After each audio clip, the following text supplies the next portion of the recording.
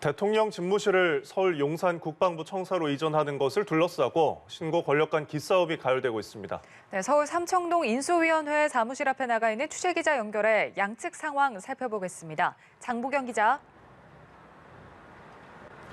네, 청와대가 대통령실 용산 이전 계획에 공개적 우려 표명을 한 다음 날 윤 당선인 측은 일하고 싶다, 일할 수 있게 해달라며 민생에 대한 의지를 드러냈습니다. 김은혜 당선인 대변인은 오전 브리핑에서 난관을 이유로 꼭 해야 할 개혁을 우회하거나 미래 국민 부담으로 남겨두진 않겠다며 이같이 밝혔습니다. 김 대변인은 집무실 이전과 관련한 여론에 대해 다양한 경로에서 소중하게 건네주시는 말을 잘 새겨듣고 있다며 이해를 구할 수 있는 과정을 잊지 않고 챙기겠다고 약속했습니다.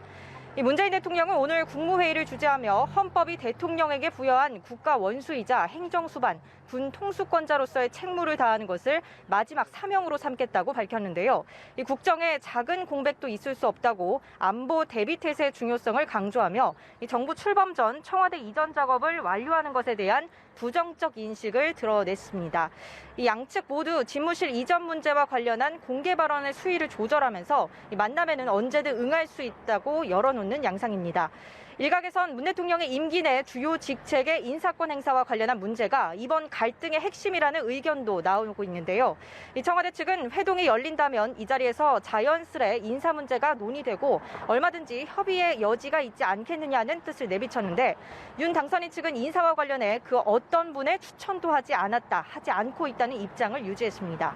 윤 당선인은 오늘 인수위원회 간사단 회의를 주재했습니다. 이 자리에서 방역 체계를 과학적 기반을 가지고 준비해야 한다는 점과 소상공인 손실보상 방안에 대한 구체적 프로그램을 만들어줄 것을 주문했습니다.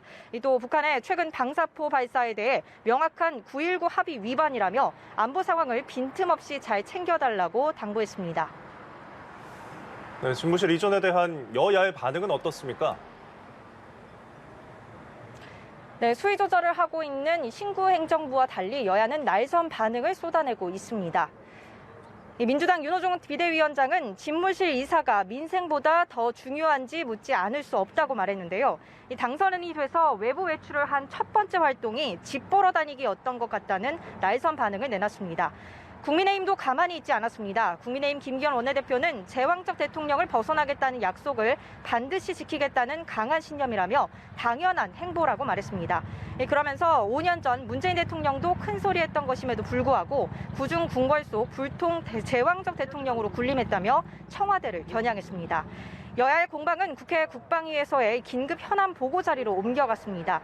이 자리에서 국방부는 집무실 이전 계획이 발표되기 엿새 전인 지난 14일 최초로 집무실 용산 이전을 전제로 한 계획 수립을 요청받았다고 밝혔습니다.